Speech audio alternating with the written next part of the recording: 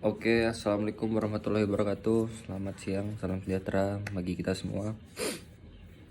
Saya Muhammad Dwindra Oktarifando,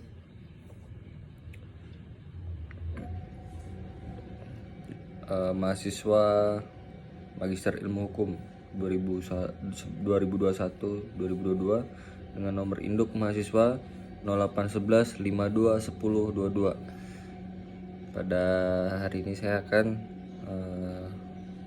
memaparkan PowerPoint tentang interaksi dan politik hukum dalam kewenangan daerah pada penataan dan pemanfaatan ruang pasca berlakunya Undang-Undang Cipta Kerja. Diawali oleh latar belakang pertama yaitu penataan dan pemanfaatan tata kerja. Penataan dan pemanfaatan tata ruang merupakan suatu pendekatan yang diyakini dapat mewujudkan keterpaduan pengelolaan sumber daya alam yang berdaya guna sekaligus menerapkan konsep konservasi yang berhasil. Kemudian yang kedua, pemerintah kembali melakukan inovasi terkait tata ruang dengan menerbitkan UU Cipta Kerja. Namun dalam undang-undang ini terdapat kontroversi di mana terjadi sentralisasi kebijakan terkait penataan ruang dan semakin dilonggarkannya pengawasan terhadap lingkungan. Pemberlakuan undang-undang ini ternyata menjadi pro kontra dalam masyarakat, dikarenakan muatannya yang dianggap sangat politis dan hanya mengakomodasi kepentingan beberapa pihak saja.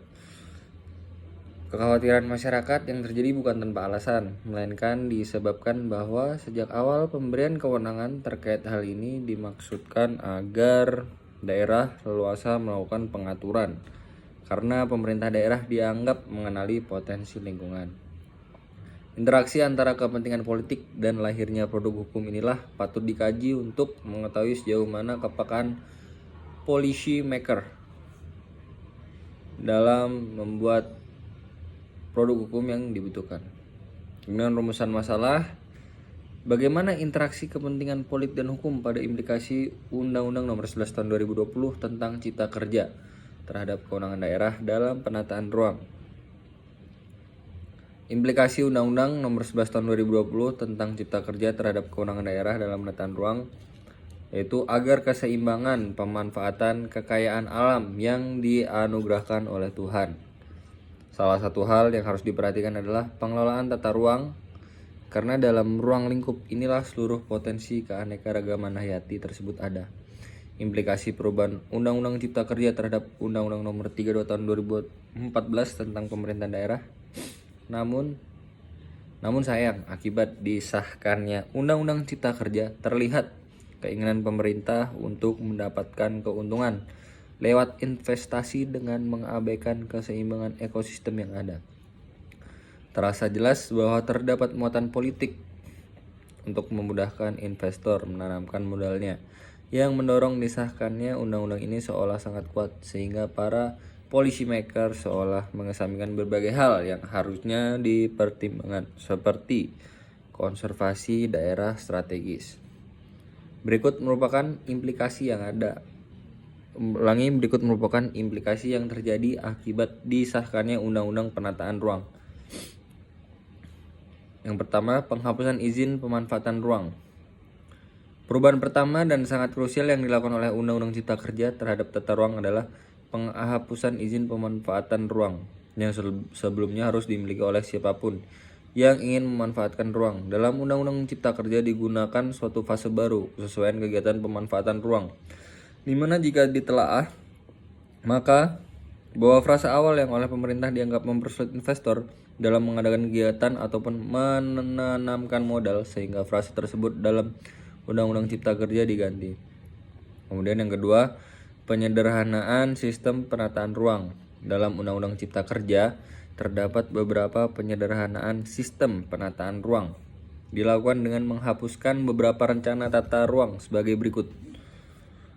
Dihilangkannya rencana tata ruang kawasan strategis provinsi atau RTR-KSP dan rencana tata ruang kawasan strategis kabupaten atau kota RTR-KS Kap atau kota. Dalam Undang-Undang Cipta Kerja telah dihapus suatu unit ruang yang biasanya dapat diatur oleh pemerintah daerah, yakni kawasan strategis, rencana tata ruang kawasan megapolitan, atau RTR kawasan metropolitan juga dihilangkan. Dihapuskannya rencana tata ruang kawasan pedesaan atau RTR kawasan pedesaan dan penghapusan rencana tata ruang kawasan agropolitan atau RTR kawasan agropolitan.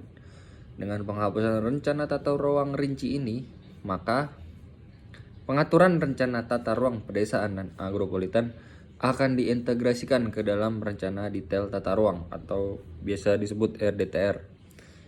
Reduksi ruang partisipasi, pengaturan sanksi, kemudian sentralisasi penataan ruang.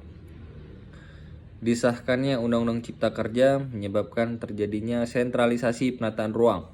Hal ini dapat dilihat dari beberapa ketentuan yang diatur dalam Undang-Undang Cipta Kerja. Hal pertama adalah pemberian persetujuan kesesuaian kegiatan pemanfaatan ruang oleh pemerintahan pusat. Pada pasal 15 Undang-Undang Cipta Kerja dijelaskan bahwa apabila pemerintah daerah tidak menyediakan ataupun belum menyediakan RDTR, maka investor berhak ataupun dapat untuk mengajukan perizinan kepada pemerintah pusat melalui perizinan elektronik seperti yang telah dijelaskan di atas.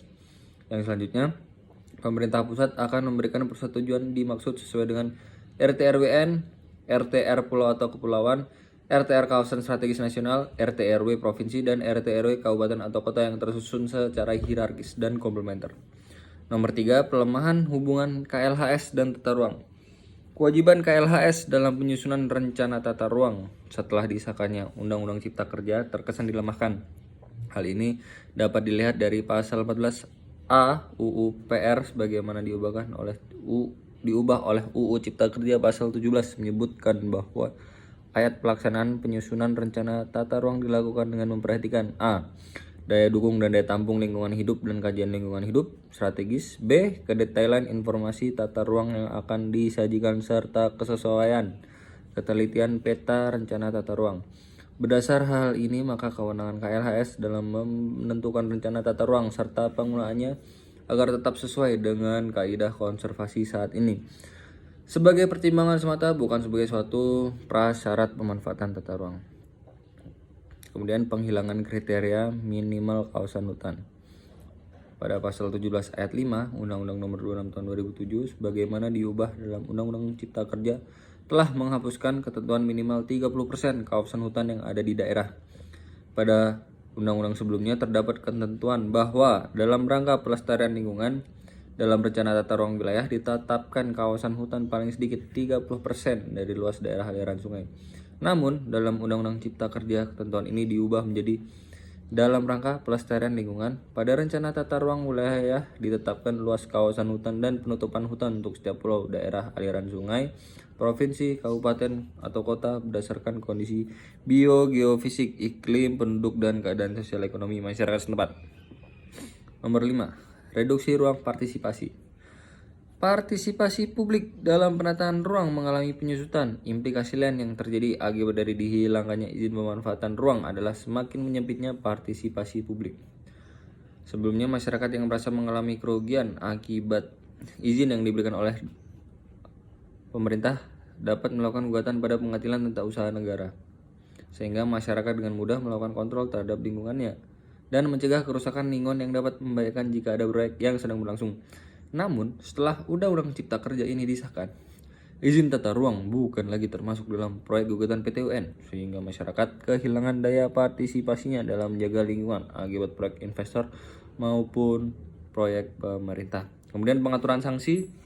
Undang-Undang Cipta Kerja menghilangkan sanksi pidana jika terjadi pelanggaran kewajiban tata ruang oleh korporasi maupun individu akibat dari dihilangkannya sanksi pidana sebagai ancaman larangan kewajiban pemanfaatan ruang, maka potensi terjadinya privatisasi ruang milik bersama sempat terjadi dengan mudah. Demikian paparan yang dapat saya sampaikan mengenai interaksi politik dan hukum dalam kewenangan daerah pada penataan dan pemanfaatan ruang pasca berlakunya Undang-Undang Cipta Kerja. Wassalamualaikum warahmatullahi wabarakatuh. Shalom, Om Santi, Santi Om.